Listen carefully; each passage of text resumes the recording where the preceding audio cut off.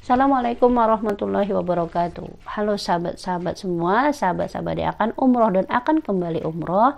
Selamat datang di channel Umroh Yuk, channel yang membahas mengenai pengalaman-pengalaman umroh beberapa waktu yang lalu.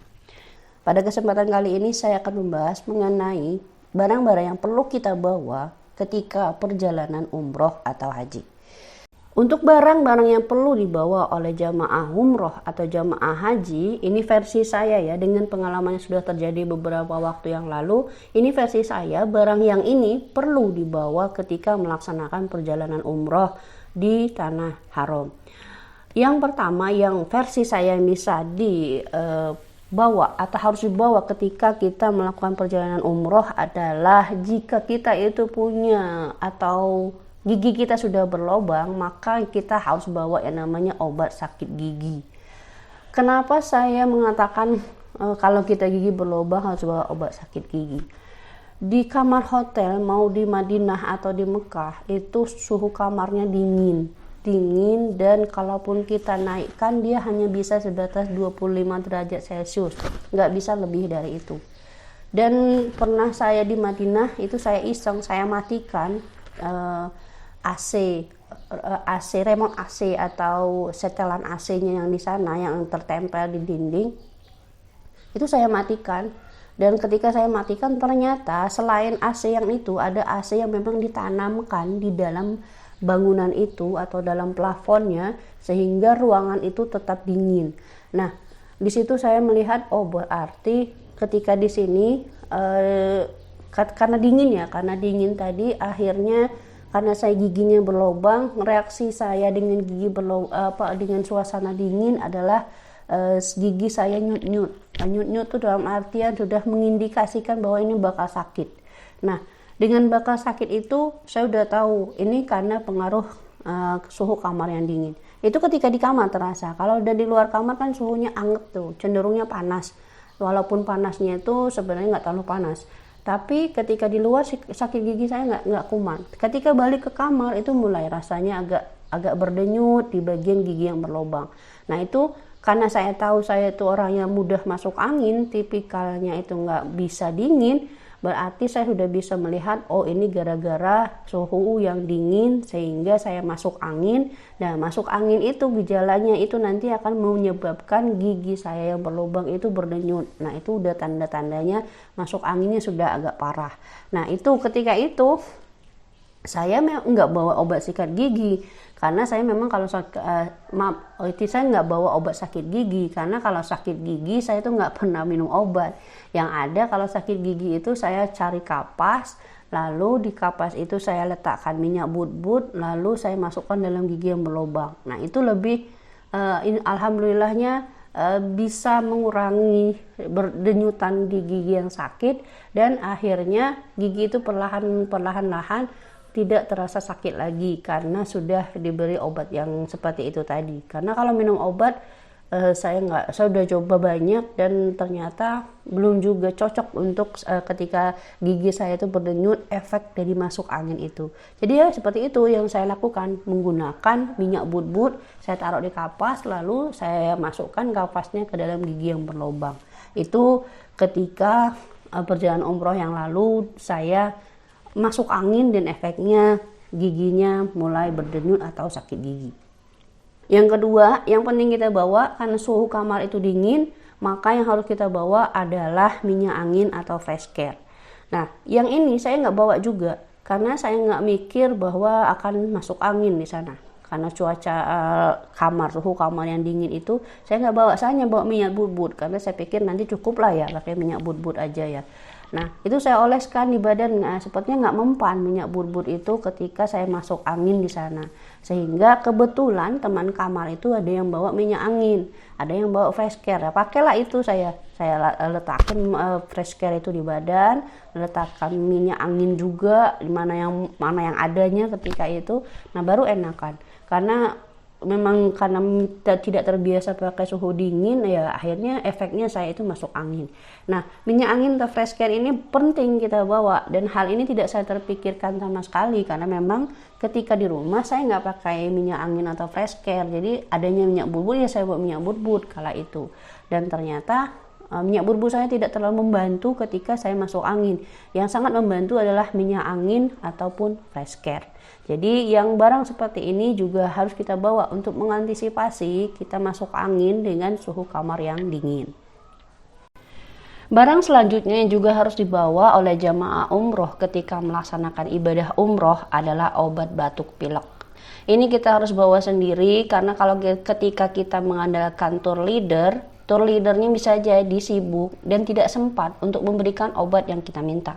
Karena ada kemungkinan besar tour leader itu sudah bawa obat-obatan. Cuma karena dia sibuk dan harus mengatur banyak orang, kadang dia waktunya untuk memberikan obat itu kepada kita itu kadang belum bisa titik temu gitu. Mungkin bisa kita ketemu dengan tour leader itu ketika jam makan. Nah, kalau saya kemarin ceritanya sama, ketemu dengan tour leadernya itu jam makan. Saya dari Indonesia nggak bawa sama sekali yang namanya obat batuk pilek karena nggak pernah terpikir di sana itu bakal mengalami gejala yang seperti batuk pilek. Malah nggak terpikirkan sama sekali bahwa di sana itu bakal terkena yang nama batuk pilek. Dengan ritme di Mekah yang lumayan hektik kala itu, karena jam 10 malam itu kami baru sampai di Mekah, makan malam, setelah makan malam langsung menyiapkan diri bergerak menuju Masjidil Haram di jam 10-an malam dan mulai melaksanakan rukun umroh di malam itu. Jadi malam itu, malam Jumat tepatnya, ketika itu kami nggak tidur sama sekali. Selesai melaksanakan rukun umroh itu udah 3:30 pagi. Tanggung ya, kalau mau balik ke hotel, mau istirahat itu tanggung. Ada 1 jam waktunya lagi itu akan menuju ke sholat subuh. Jadi kami malam itu menunggu sholat subuh di luar masjid, masih di pelataran masjid tapi di bagian luarnya kami menunggu di sana. Sholatlah di sana dulu dan ketika sudah sholat baru balik ke hotel.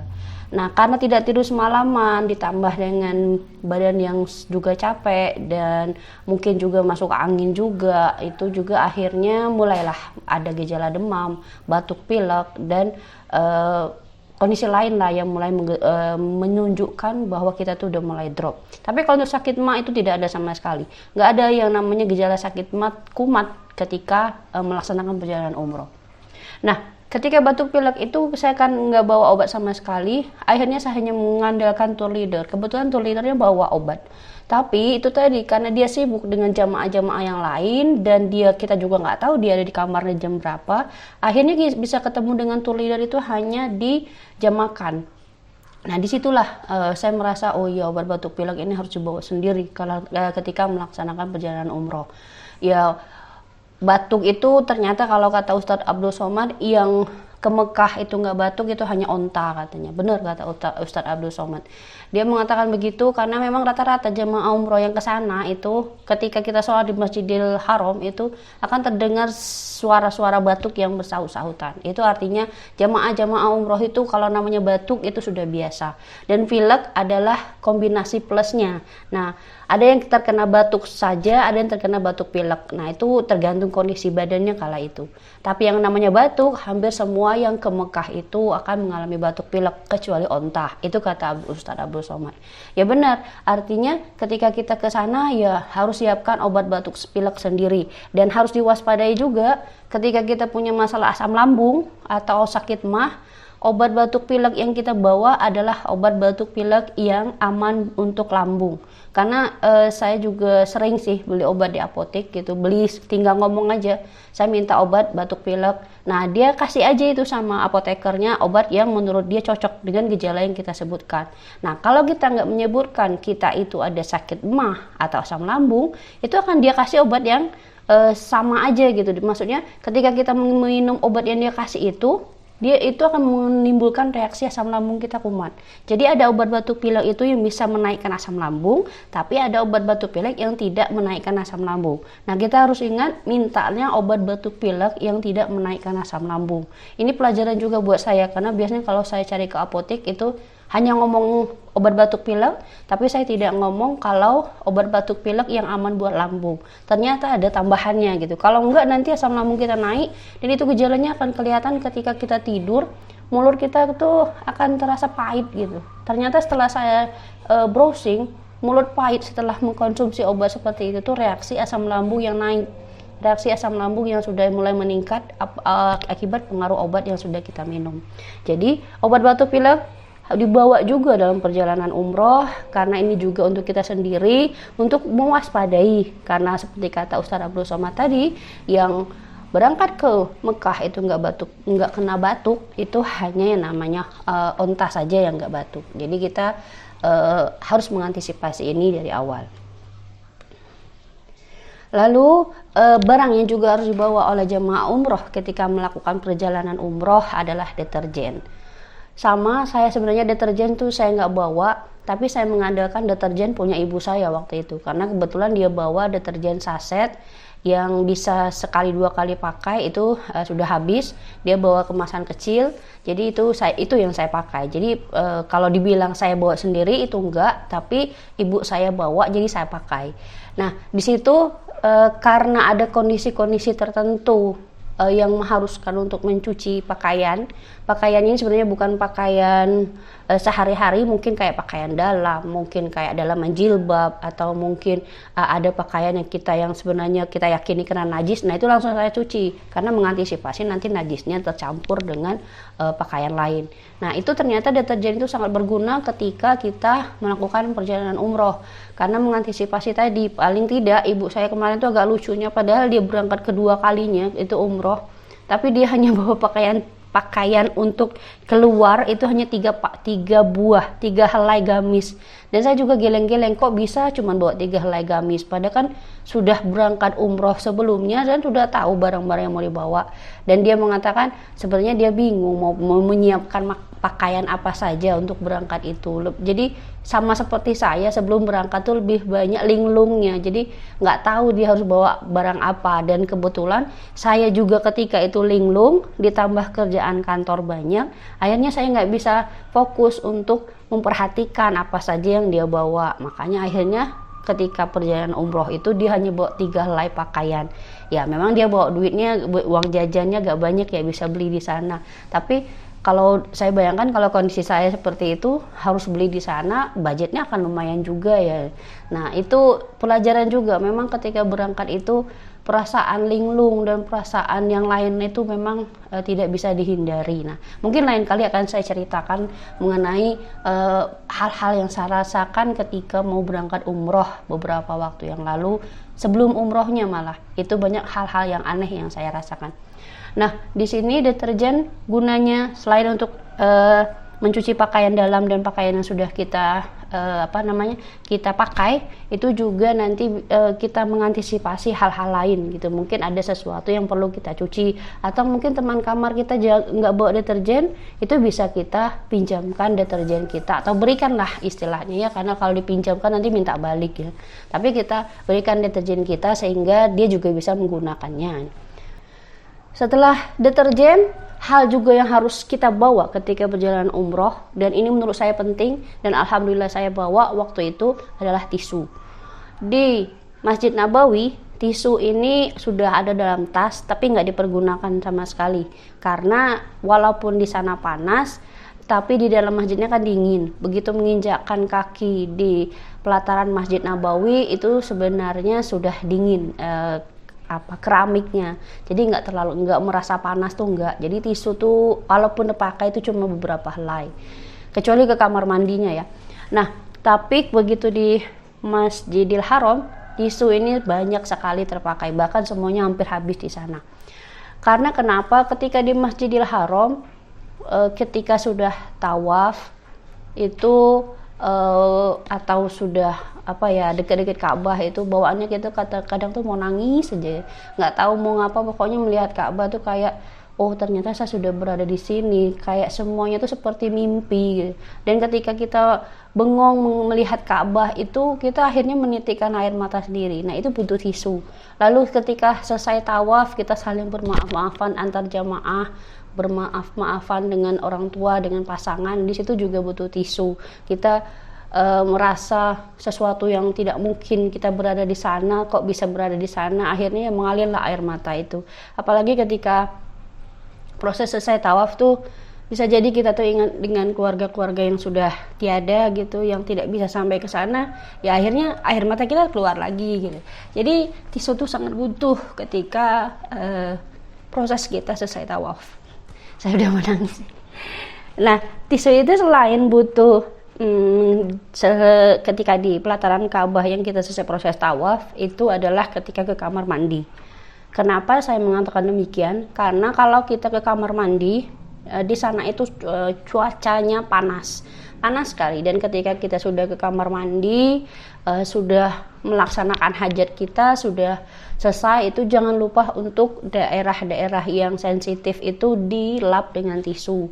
Karena kenapa? Karena kalau kita langsung saja tanpa ngelap dengan tisu, nanti daerah itu kan lembab dicampur dengan cuaca yang panas, itu akan bisa menimbulkan penyakit yang baru. Makanya ketika ke kamar mandi, tisunya dibawa, selesai hajat kita dilap, setelah kita memastikannya kering, baru kita pergunakan lagi pakaian seperti biasa.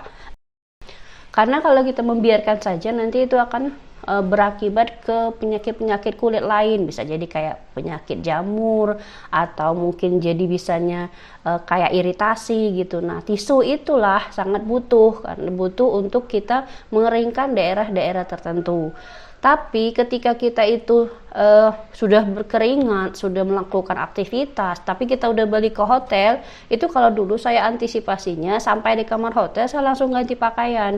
Karena kenapa? Saya nggak bisa pakai pakaian basah lama-lama, itu nanti ketika tetap saya pertahankan, itu akan menimbulkan penyakit kulit seperti ini ya, cacing seperti jamur, tapi dia nanti akan menjalar, akan dari kecil itu akan melebar, ringworm namanya ringworm. Nah, itu akhirnya itu akan melebar, dan ketika kita nggak antisipasi, itu nggak langsung diobati, itu akan menambah banyak gitu, apalagi dengan cuaca yang panas. Makanya saya ketika balik ke kamar hotel, udah dari luar tuh saya langsung ganti baju yang ada tuh saya gantung di dekat lampu atau di mana, di kursi gitu, sehingga nanti ketika mau pergi lagi baju itu kering. Biasanya kena angin AC itu baju kita yang nggak lembab itu udah bisa kering. Nah, tisu ini pentingnya itu ya ketika kita di luar, ketika di Masjidil Haram, ketika kita ke toilet. Nah, dan momen-momen tertentu banyak sekali nanti akan ketemu momen-momen di mana kita itu akan menitikkan air mata karena mengingat semua yang sudah terjadi dan tidak menyangka sudah berada di sana saat itu. Jadi tisu harus selalu standby karena nggak mungkin nanti kita lap dengan pakaian yang kita pakai. Mau minta juga kiri kanan kan kalau nggak kenal nggak enak. Tapi kalau sudah kenal, nah ini bisa kita minta. Tapi kan kalau namanya minta itu kan sekali-sekali ya. Kalau minta terus-terusan, malu juga harusnya kan kitanya. Jadi ya kita siapkan sajalah tisu. Bawa aja dari Indonesia, jangan beli di sana. Takutnya mahal kalau beli di sana. Perlengkapan lainnya juga harus dibawa oleh jamaah umroh, itu baik laki-laki maupun perempuan, adalah masker wajah dan tali maskernya. Mungkin untuk bapak-bapak, masker wajah ini nggak usah pakai tali, udah bisa dikaitkan di telinga. Tapi kalau untuk ibu-ibu, jamaah umroh wanita, tali masker ini juga harus dibawa ketika masker kita itu bukan masker hijab. Tapi kalau maskernya sudah masker hijab, udahlah aman, nggak usah pakai tali masker. Cuma kalau saya kemarin memang saya bawanya masker dengan masker yang bukan hijab, jadi saya butuh tali masker. Nah, ini harus dibawa. Kenapa? Karena akan ada momen tertentu, misalnya di Masjid Nabawi tiba-tiba ada perubahan cuaca, dan itu perubahan cuaca itu biasanya dimulai dengan angin yang bertiup kencang dengan disertai debu-debu yang berterbangan. Kalau kita nggak pakai masker, itu akan mengakibatkan saluran pernapasan kita terganggu. Jadi masker itu sangat dibutuhkan. Untuk itu yang pertama. Kedua, ketika di daerah Mekah itu panas, nggak ada pohonnya di sekitar Masjidil Haram itu, kalaupun ada tapi itu nggak banyak, dan artinya itu cuaca panas itu menyebabkan akan lebih banyak debu-debu yang berterbangan. Nah, debu kan kadang nggak kelihatan tuh berterbangan. Jadi ketika keluar dari hotel menuju ke Masjidil Haram, itu baiknya pakai masker ya. Tapi harus diingat, ketika kita keluar dari hotel menuju Masjidil Haram untuk melaksanakan rukun umroh, masker jangan dipakai. Karena saya kemarin hampir pakai, karena saya tahu di sana banyak debu dan saya itu sensitif hidungnya, kondisi sudah mulai drop. Jadi saya mau pakai, untuk ustadznya ngomong, masker jangan dipakai ya Bu ya. Karena kalau untuk jamaah umroh wanita itu memang boleh pakai topi, tapi nggak boleh pakai masker. Itu rukun umrohnya syaratnya itu. Kalau nggak, kalau tuh pakai masker kita harus bayar dam. Nah, setelah bayar dam kan nggak hanya dengan kita cuci tangan, dengan kita cuci tangan pakai sabun atau cuci muka dengan sabun, ini nggak hanya itu. Ternyata pakai masker wajah pun ketika kita sudah mengambil niat umroh itu akan membuat kita membayar dam. Nah, ini masker wajahnya kita pakai ketika kita tidak melaksanakan rukun umroh. Nah, untuk hilir mudik lah, untuk melaksanakan sholat 5 waktu ke pelataran Ka'bah, ya maskernya dipakai. Nggak apa-apa maskernya dipakai pas lagi sholat juga. Kalau ngerasa batuknya agak parah, ya kita pakai lagi. Nah, masker ini penting juga karena dengan kita bermasker itu tadi, kita dengan kondisi badan yang mulai drop itu sebenarnya sudah mengurangi tidak menebarkan virus. Yang pertamanya iya, terus yang keduanya adalah kita menyaring kembali udara-udara yang akan masuk ke dalam tubuh kita. Jadi ada kayak masker itu adalah saringan pertama, saringan keduanya adalah bulu-bulu hidung kita.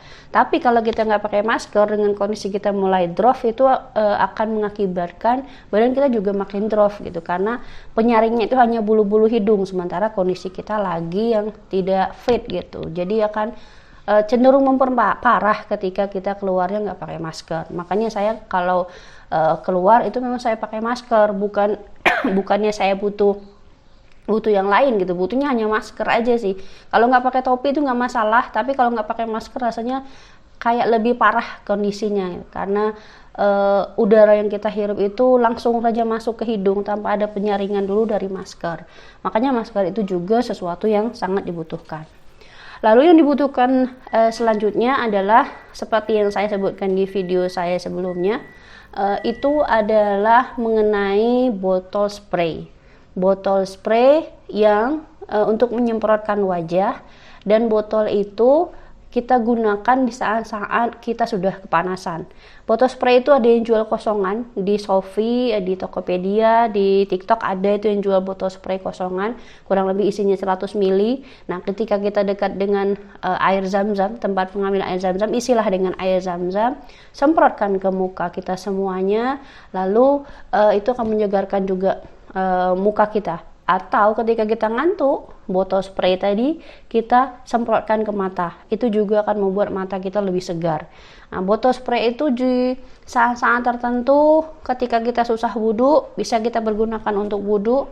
Ketika kita juga misalnya mengantri Hijri Ismail, kayak kemarin mengantri Hijri Ismail, udah ada jamaah umroh yang hampir pingsan karena menunggu masuk Hijri Ismail, itu alhamdulillah adanya botol spray itu sangat membantu, karena kala itu dia sudah mengibas-ibaskan udara ke mukanya karena cirinya dia sudah hampir kehabisan nafas. Itu kami coba dengan semprotkan botol spray tadi dengan air zam-zam sudah diisi itu ke mukanya, dan itu alhamdulillah dia agak segeran lagi.